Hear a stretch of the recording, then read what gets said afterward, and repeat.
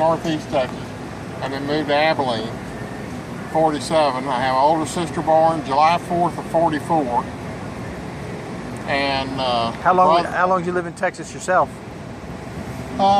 We left there, I was born in 49, we left there in 65 for Connecticut. I graduated from high school in Connecticut, went straight back to Abilene, went to Hardin-Simmons. Moved to Dallas, we left in 2000, my wife and I'd retired, and she taught... You retired from Bank of America? Yeah, she taught at Northern Michigan University, 5 hours north of Green Bay, 300 inches of snow a year. Wow, yep. We lasted 3 years. 3 years, enough Then for we that. moved to Kentucky, and in 08 she had 2 aneurysms. One was in the hospital 4 days, they let her go.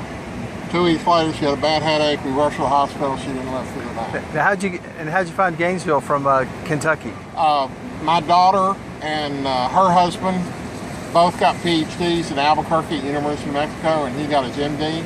He's an oncologist at Shands in Gainesville. She's on the med school faculty as an assistant prof, and she's on staff at the VA in clinical psychology. Smart family. Smart family. You get it from their mother's side, or you're from yours?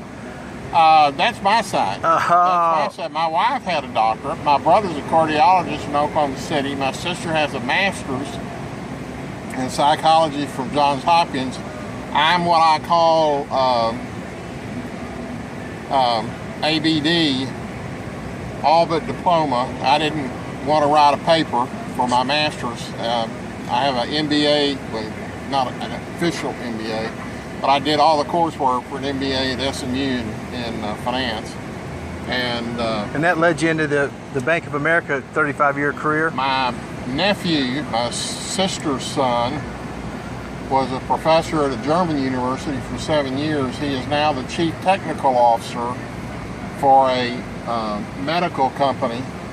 They're in Princeton today with the CEO of the company, pitching something to Princeton University. Awesome. to do a joint study between Princeton and their company. Now, how'd you find prestige in all in this? I just got online after I lost my wife. I didn't have that much income. I had some annuities and so forth, but they weren't going to start paying.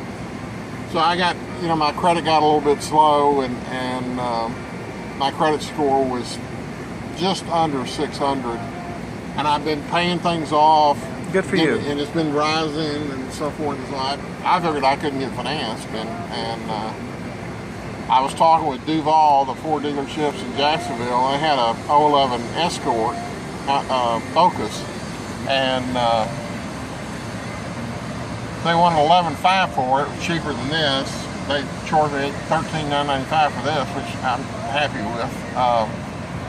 But their interest rate was going to be 18%. Really? And they got me booked here at 14.9 through Wells Fargo.